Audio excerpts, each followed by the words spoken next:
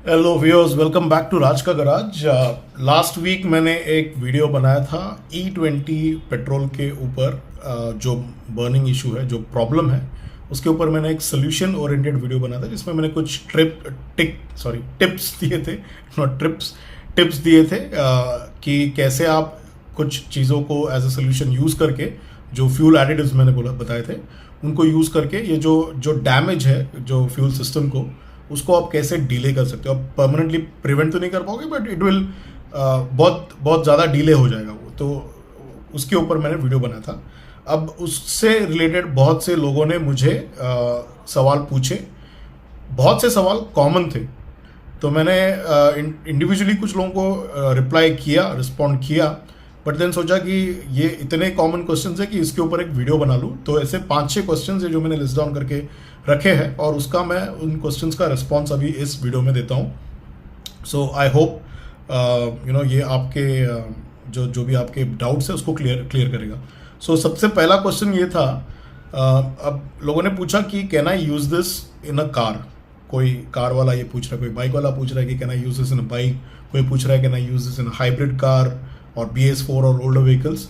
तो उसका सवाल का जवाब ये है कि येस यू कैन। ये जो फ्यूल एडिटिव्स है ये कोई कार या बाइक के लिए नहीं है। ये जो फ्यूल इंजेक्टर क्लीनर्स या फ्यूल सिस्टम क्लीनर्स होते हैं, ये ओवरऑल कोई भी गाड़ी जो पेट्रोल पे चलती है, जो इंटरनल कंबशन इंजन है, उसको एप्लीकेबल होता है। बाइक के अलग से कैन्स आते हैं, अगर आप लिक्विड मोली का देखोगे तो शूटर करके आता है उनका, बट वो सिर्फ क्वांटिटी, मतलब बाइक को जितना रिक्वायर्ड क्वांटिटी है वो हिसाब से बनाया हुआ है, एंड वो कॉस्ट इफेक्टिव भी हो जाता है ना। अगर उसको आप 300 ml की जगह में 100 ml का अगर एक कैन निकालोगे तो उसका कॉस्ट भी कम होगा, जो एक बाइक वाला एफर्ट कर पाएगा कि उसको इतनी ज़रूरत नहीं है, 40 लीटर या 45 लीटर पेट्रोल का टैंक नहीं है उसका, तो इसलिए वो बनाया होता है। बट जो उसमें जो फ्यूल एडिटिव होता है वो सेम होता है। तो ये जितने भी एडिटिव्स मैंने बताए थे, जितने भी ये ऐसे PEA टाइप के जो एडिटिव्स होते हैं, ये cars plus bikes, older engine as well as new engine, hybrid cars, हर वो गाड़ी जहाँ जिसमें पेट्रोल गिर रहा है, जिसमें एक फ्यूल सिस्टम, एक टैंक है, रबर होसेस है, इंजेक्टर्स नहीं भी हो सकते कार्बोरेटेड व्हीकल्स में, बट वहाँ पे इस E20 की वजह से जो वाटर एक्यूमुलेशन हो सकता है और उससे रिलेटेड जो डैमेज हो सकता है, वहाँ पे काम आएगा। So regardless of what class of vehicle you have, what category of your vehicle you have, four wheeler, two wheeler, petrol vehicle है आपके पास, तो ये आप उसमें डाल सकते हो। This will help. तो ये था पहला सवाल का जवाब। दूसरा सवाल ये था कि जिसके पास E20 व्हीकल्स है वो पूछ रहे थे कि क्या मैं ये E20 व्हीकल में डाल सकता हूँ। Yes, quick answer is yes, because आपका जो E20 का जो कंप्लायंट जब हम बोलते हैं, वो आपके जो फ्यूल सिस्टम के या कंबशन चेंबर के या एग्जॉस्ट सिस्टम के जो पार्ट्स है, या इवन इग्निशन टाइमिंग जो है उसको थोड़ा एडवांस किया होगा, थोड़ा सा डिलेड रखा होगा, वो चीज़ें आपके किया है मैन्युफैक्चरर ने। ये आपका E20 का कंप्लायंट जब बनाया उसने, मटेरियल्स को अपग्रेड किया है वगैरह। बट जो E20 की वजह से मॉइस्चर एब्जॉर्ब होने वाला है फ्यूल टैंक में, वो अवॉइड नहीं होने वाला है। तो उसके लिए, उसको आपको फाइट करने के लिए उसके ऊपर सोल्यूशन ये है कि आप E20 कंप्लायंट व्हीकल्स में भी ये डाल सकते हो, कोई हार्म नहीं है। तीसरा सवाल था कि इसको यूज़ कैसे करें, क्वांटिटी क्या होनी चाहिए, ड्यूरेशन क्या होना चाहिए। तो उसका जवाब ये है कि ये जो एडिटिव्स है, अगर आप बाइक में डाल रहे हो तो पहली बात तो ये पेट्रोल में डालना है, ये इंजन ऑयल में नहीं डालना है, ये पेट्रोल में डालना है। और कब डालना है? जब आप गाड़ी में पेट्रोल भराने जाते हो या बाइक में पेट्रोल भरा रहे हो, उस वक्त डालना है, उस टाइम डालना है। क्वांटिटी बाइक्स के लिए आप 40 ml 10 लीटर के लिए यूज़ कर सकते हो। कार्स के लिए 150 ml 35 लीटर्स के लिए यूज़ कर सकते हो। 40 ml for 10 litres in two wheelers, 35 ml 150 ml for 35 litres in a four wheeler. और 4-व्हीलर में क्या है ना, आपको जो फ्यूल डालने का भी, जो रादर ये एडिटिव डालने का जो टाइमिंग है ना, वो भी ऐसा रखना कि जब भी आप पेट्रोल भर रहे हो नोजल से, उसको अंदर वो बंदा जब भी डालता है उसके पहले इसको अंदर डाल देना। क्योंकि होता क्या है, बहुत से कार्स के ना फ्यूल टैंक सेंटर में होते हैं, सेंटर में भी मतलब गाड़ी के सेंटर में होते हैं, सीट के, ड्राइवर सीट के और पैसेंजर सीट के बीच में होते हैं कुछ, और नहीं भी हो पीछे भी हो। तो जो फ्यूल फिलर वाला जो माउथ है, वहाँ से लेके पेट्रोल टैंक है ना, बड़ा होज होता है, और अलग अलग डिज़ाइन में या अलग अलग बेंड्स में जाता है।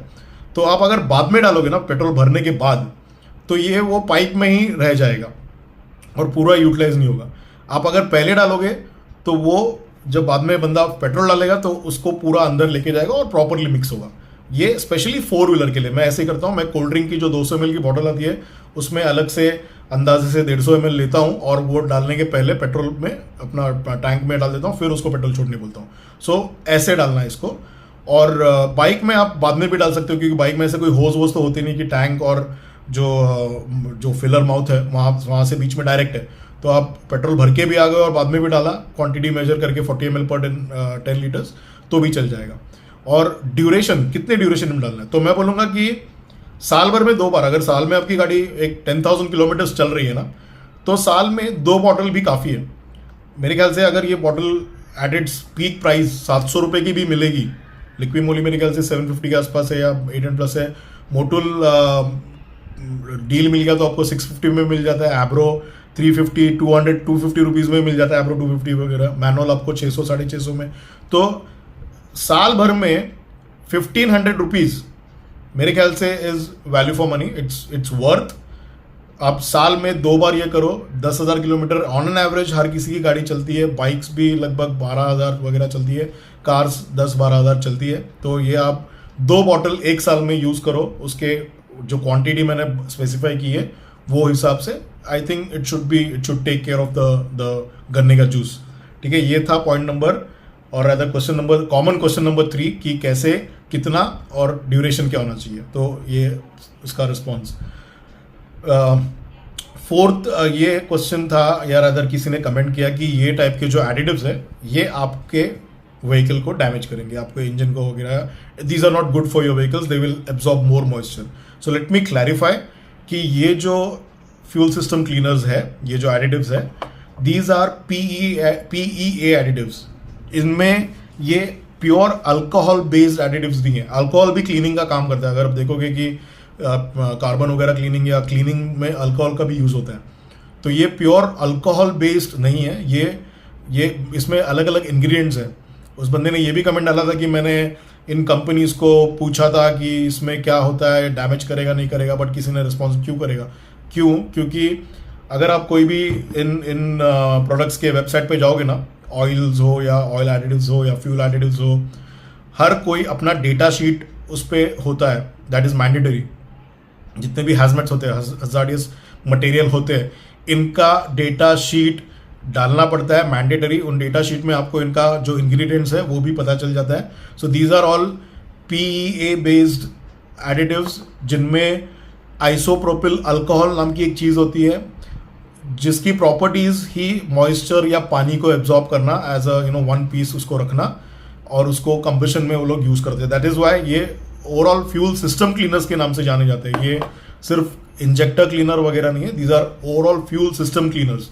तो ये आपके इंजन को डैमेज नहीं करेगा, ट्रस्ट मी ऑन दैट। मेरा मतलब मैं भले ही आज के दिन में कोई दूसरे फील्ड में हूँ, बट ये मेरा ब्रेड एंड बटर था एक टाइम पे, और आज भी मेरा माइंड हमेशा उधर ही होता है, इसी फील्ड में, मशीन्स के पास ही होता है। तो मैंने अपनी गाड़ियों में बहुत सालों से मैं यूज़ कर रहा हूँ, कभी कोई डैमेज नहीं हुआ है। I am lakh kilometers on my vehicles I have, and these vehicles are running absolutely trouble free without any engine repairs. तो trust me on that.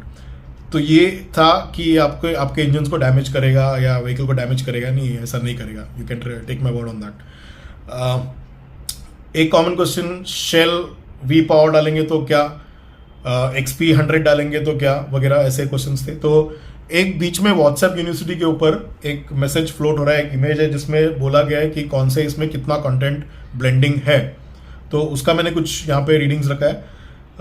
Shell V power और पावर 95 में 15% इथेनॉल ब्लेंडिंग है। Speed 97 जो Bharat petroleum का आता है उसमें 10% ethanol blending है। पावर 100 जो HP का है उसमें 4.5% इथेनॉल ब्लेंडिंग है।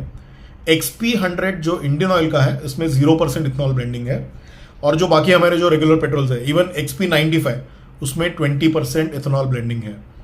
जो ये 4.5 वाले जो फ्यूल्स है, जो 100 XP 100 और पावर 100 है, उनका कॉस्ट मुंबई में तो मेरे ख्याल से कुछ 170-180 रुपीज़ लीटर है। मैंने एक ही बार कीड़ा किया था, ये डाला था अपनी गाड़ी में जब मैं एक हॉट राइड में गया था, तो सोचा था कि चलो जो कुछ पिंगिंग का वगैरह एक मतलब आप कंटिन्यूस जब भी 400 किलोमीटर राइड मारते हो नॉन स्टॉप, अगर 1000 किलोमीटर की राइड है तो आपको उतना डिस्टेंस कवर करना पड़ता है, 200-250 किलोमीटर तो वन स्ट्रेच मारना पड़ता है। तो वो टाइम पे इंजन थोड़ा सा हीट होके एक आफ्टर सम टाइम ना पिंगिंग शुरू हो जाता है इंजन में आपका। यू कैन, मैंने लास्ट टाइम बोला था, अगर ठीक से ध्यान दोगे इंजन के पास, जो मेरा हमेशा होता है, एक टेलीमेट्री चलती रहती है, वो समझ में आता है। तो मैंने वो टाइम पे एक कीड़ा किया था, बट कुछ ज़्यादा फर्क नहीं पड़ा, लॉन्ग स्ट्रोक इंजन है तो वो it comes at a cost. ये जो नॉन ब्लेंडेड जो फ्यूल्स है, एक फाइनल थिंग, फ्लिपकार्ट के ऊपर बहुत से लोगों ने पूछा कि ये ऑयल एडिटिव है या फ्यूल एडिटिव है। फ्लिपकार्ट ने अपनी लिस्टिंग में मिस्टेक किया है, ये ऑयल एडिटिव नहीं है, इसके ऊपर सिस्टम क्लीन लिखा है। System clean is system keep clean करके उन्होंने लिखा है, वो जो मोटुल का है वो प्योरली फ्यूल एडिटिव है, उसको पेट्रोल में डालना है, it is not oil additive. वो उनका लिस्टिंग में प्रॉब्लम है या मिस्टेक है। वन फाइनल डिस्क्लेमर, ये वीडियोस कोई स्पॉन्सर्ड वीडियोस है नहीं। किसी ने ये भी कमेंट डाला कि मेरा इंटेंशन इनको प्रमोट करना है, नए लोग हैं चैनल पे शायद इसलिए ऐसा बोल रहे हैं, बट जो लोग मुझे जानते हैं, पुराने जितने भी मेरे, I will say these are not subscriber, these are friends I have since the last 4-5 years since I am putting videos और making content, automobile technical content. ये सारे दोस्त हैं, ये मुझे अच्छी तरीके से जानते हैं कि मैंने प्रमोशनल वीडियोस ना कभी किए हैं ना कभी करूँगा।